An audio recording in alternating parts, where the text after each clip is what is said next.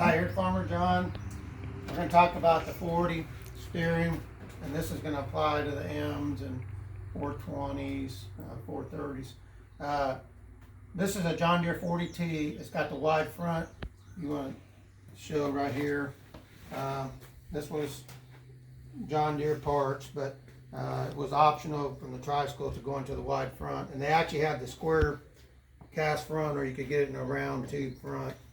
But what I'm going to show you a few points on steering, because a lot of people get steering that's sloppy and it doesn't want to stay in the road or even in the field. So I'm going to show you just a few places to check. We're going to rebuild this front axle, and I'll show you a little bit about what we're going to do with it when we walk through here. But let me get my gloves on so I don't have to get all over it.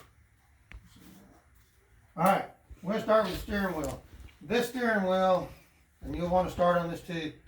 This steering wheel has a little bit of play in it, but it's not, if you hold the shaft and you try to turn it, it's not really turning on the shaft. If you want to look right here.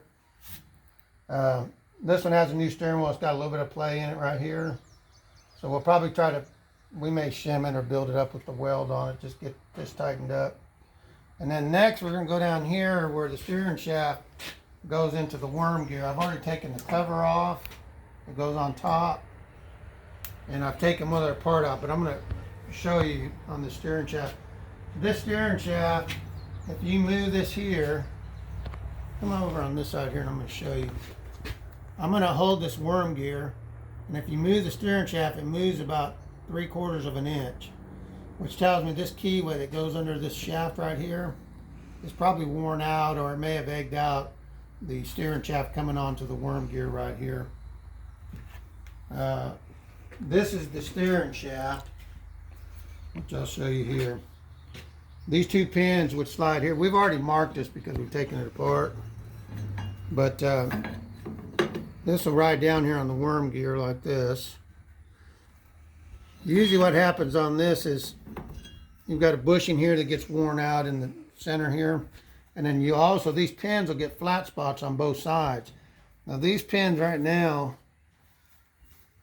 looking at them, they look pretty round, but this one's starting to get a little flat on the side, and that'll make this run rough coming down through the worm gear. You should get a picture of this down through the worm gear here. When these two ride on this right here, you're going to check and make sure that the grooves on the side of the worm gear are smooth. If there's any chips or cracks or breaks, it's going to make your steering really rough. And then, like I said, the pins should be nice and smooth. You can check them just by going around, or just check. You can see if they're squared off. And then we always check the splines, make sure the splines are good on it. But I've taken that out just to check it. I don't know if we can put this in here. Let me see here. I took this out because we were checking a few things. Let me see if I can put it back in to give you an idea. Okay, see how it drops down? All right, so when I hold my finger on this, you notice it's not moving, and you can see the steering wheel, how it's moving almost 180 degrees. So some of the problem we've got is, of course, the worm gear, it's got some wear on it, and we've got the two buttons right here that are got a little bit of wear on them, and then we probably got some wear in our drift key here on our steering shaft. So those are a lot of the items that could be worn. A lot of people say, can you get it fixed all the way? Depends how much time you want to put in it. You can get where it'll steer really nice, but you're going to have to do a lot of work. Okay, this one here, we just put the tires and wheels on it, but of course doing this, we noticed on this wide front, you can move the whole steering sector. You notice it's moving back and forth. Well, that's supposed to be still solid in there. So there's a bushing and a seal in there. We're going to take that apart and we're going to replace that. There shouldn't be any play whatsoever in that. The other thing you want to check, this particular wheel, we've got it off the ground, and I can move this whole wheel back and forth. So we're going to take both sides apart. We're going to repack all the bearings or replace the bearings if they need them. The other thing is this one's got, you come over on this side here. This one's got the steering stops broke out of it. So we're going to heat this up and put all this back together and cast welded, or we'll replace the knuckle on it. So just some points.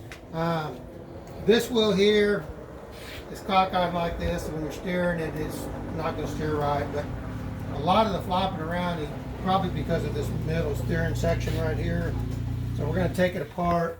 As we take it apart, I'll do some more pictures on it so you guys can see how all this lines up with the shaft.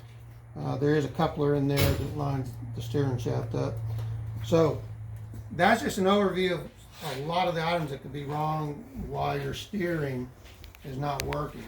So as I start tearing it apart, we'll probably do a future video, or we'll just take a lot of pictures of the parts so you can see how they come out. But other than that, we're going to dig into this, and we shall talk at you later. Farmerjohn out.